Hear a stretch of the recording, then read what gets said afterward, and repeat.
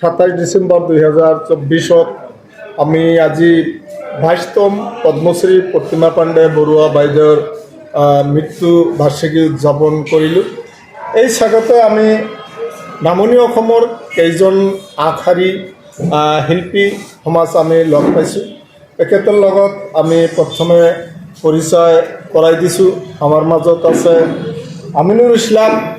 তেখেত অসমৰ বুলি নহয়, গোটেই ভাৰতবৰ্ষৰ তেখেত এজন গোৱালপাৰীয়া কলাকৃষ্টিৰ স্পেচিয়েলি প্ৰতিমা পাণ্ডে বৰুৱা বাইদেউৰ কণ্ঠে তেখেতে গোটেই ভাৰতবৰ্ষত এটা সুনাম আছে।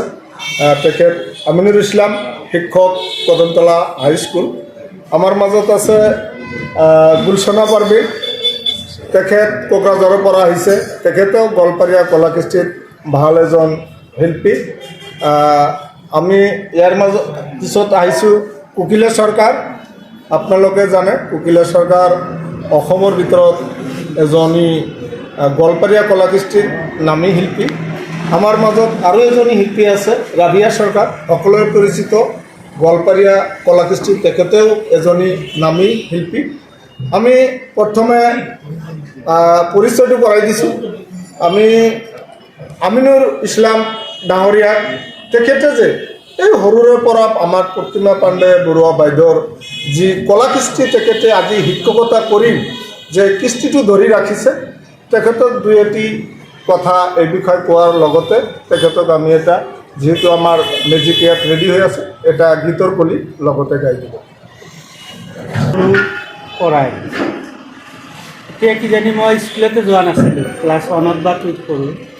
সেই সময়ত মই কম বৰ্তমান আমি দেখা পাইছোঁ আমাৰ এই গোৱালপাৰীয়া লোকগীতখিনি কিন্তু দিনে দিনে মানে পিছুৱাই যায়, থলুৱা গীতখিনি আমাৰ যুৱ সমাজত গুৰুত্ব নিদিয়া হৈছে। বৰ্তমান নৱপ্ৰজন্মৰ ল'ৰা ছোৱালী ডিজে লৈ ব্যস্ত থাকে। মই আজি আপোনালোকৰ এই মিডিয়াৰ জৰিয়তে নৱপ্ৰজন্মৰ প্ৰত্যেকটো ল'ৰা ছোৱালীক এইখিনি ক'ম, যাতে আমাৰ এই গোৱালপাৰীয়া লোকগীতখিনি, আমাৰ এই গোৱালপাৰীয়া থলুৱাখিনি আপোনালোকে প্ৰত্যেকটো ঘৰে ঘৰে যাতে জীয়াই থাকে। গীতবোৰ মাইকৰ যোগেদি শুনিছিলোঁ।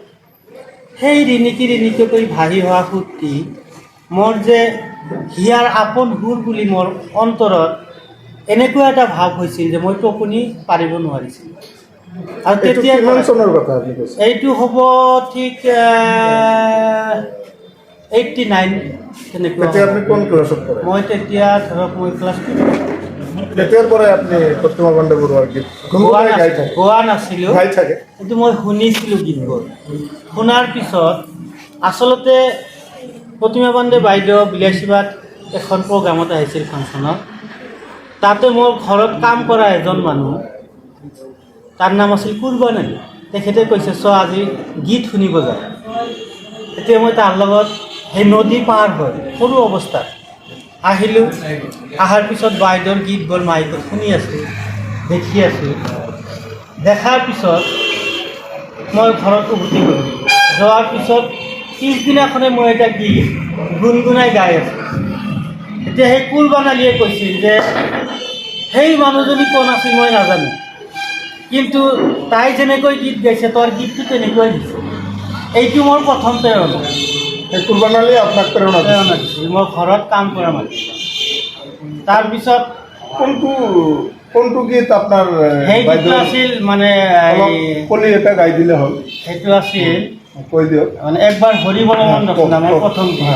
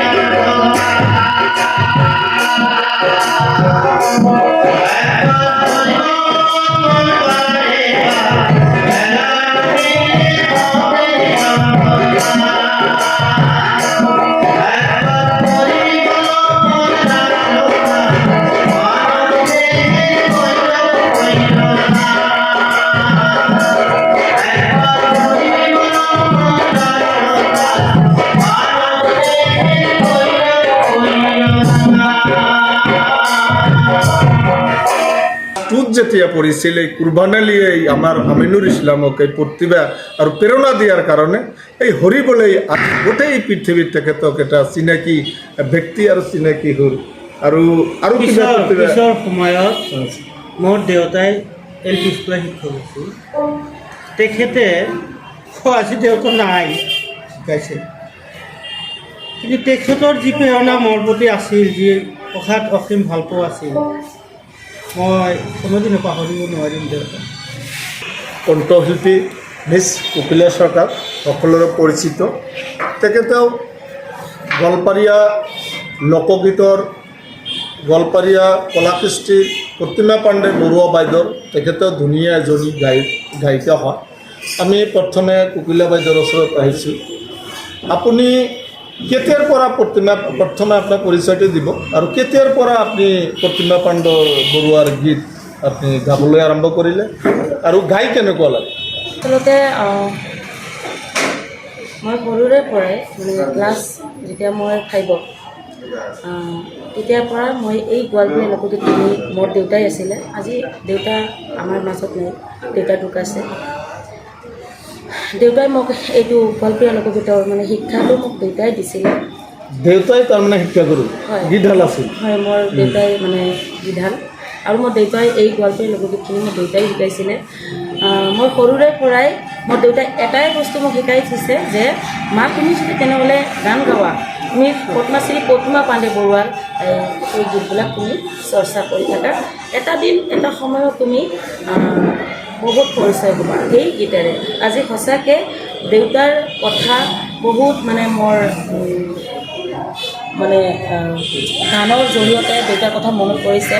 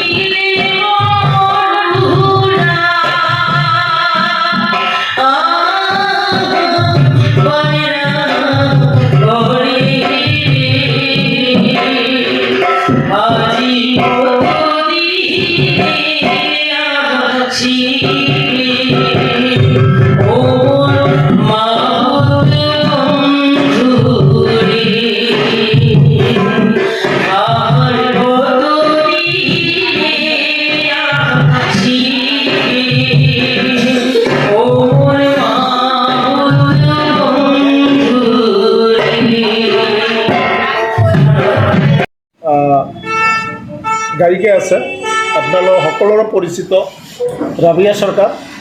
তেখেতক ৰাবিয়া চৰকাৰক আমি তেখেতৰ পৰিচয়, আৰু আপুনি গোৱালপাৰীয়া লোকগীতৰ লগত কেতিয়া জড়িত হ'ল আৰু কেনেকৈ আপুনি গোৱালপাৰীয়া লোকগীতত আহিলে এই বিষয়ে দুই এটা অলপ ডাঙৰকৈ। মই ৰাবিয়া চৰকাৰ। মই সৰুৰে পৰা মানে টেপৰ গান শুনিছিলোঁ, শুনি শুনি মই অকলেই শিকিছিলোঁ। শিকাতে মোৰ ক্লাছ যেতিয়া মই 7ত পঢ়োঁ তেতিয়া মই বাবাক কৈছোঁ যে মই গান গাম, মোক গান শিকাব। ঠিক আছে, মই গান শিকাম।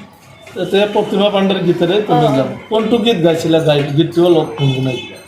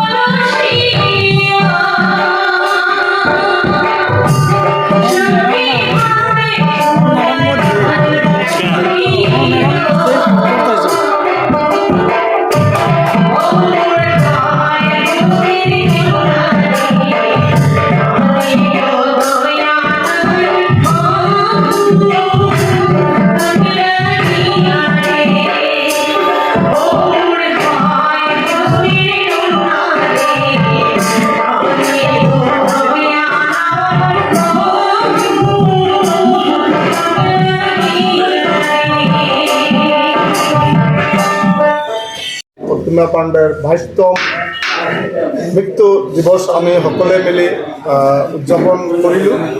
আমাৰ শেষত আমাৰ গুৰুৱে এই মৃত্যু দিৱসটো পালন কৰি আপোনাৰ কেনেকুৱা লাগে? ভাল লাগিছে, পাতিব লাগে প্ৰতি বছৰে। আৰু এনেকৈ শিল্পীসকলেও প্ৰেৰণা পায় আৰু মই ভাবোঁ গুৰুজনীৰ বিদেহী আত্মা শান্তি পায়। ধন্যবাদ। গতিকে আপোনাৰ এই নিউজ টাইমছ এনি 24 চেনেলৰ যোগেদি মই আপোনাক বিশেষকৈ ধন্যবাদ জনাইছোঁ। আৰু আজি যিসকলে এই অনুষ্ঠানটো আয়োজন কৰিলে, আপোনাৰ লগত সহযোগ কৰিলে, সকলোলৈ মই নতুন বছৰৰ অলপ যাচিছোঁ। সকলোৰে সুস্বাস্থ্য কামনা কৰি আজিৰ এই অনুষ্ঠান ইমানেই সামৰিছোঁ। মই পখিলা চৰকাৰ, টাইমছ এনি 24 মুছলিম উদ্দিন মণ্ডল। আজি আমি সকলোৱে মিলি প্ৰতিমা পাণ্ডেৰ মৃত্যু দিৱস আমি পালন কৰিলোঁ। সঁচাকৈ বহুত ভাল লাগিলে। আৰু আপোনালোকৰ যদি ভাল লাগি থাকে তেনেহ'লে এই লাইভটো আপোনালোকে শ্বেয়াৰ কৰিব, কমেণ্ট কৰিব। ধন্যবাদ। নমস্কাৰ, মই কৃষ্ণা পাৰবীন। তো মই সৰুৰ পৰা গীত গাই আছিলোঁ, মই গুণগুণাই আছিলোঁ বাৰীতে। বাবাই মোক সংগীত জগতত কৰি আহিছে। শ্ৰী প্ৰতিমা পাণ্ডে কোনটো গীত তোমাৰ জনপ্ৰিয় অলপ গাই দিবা? না কৃষ্ণ।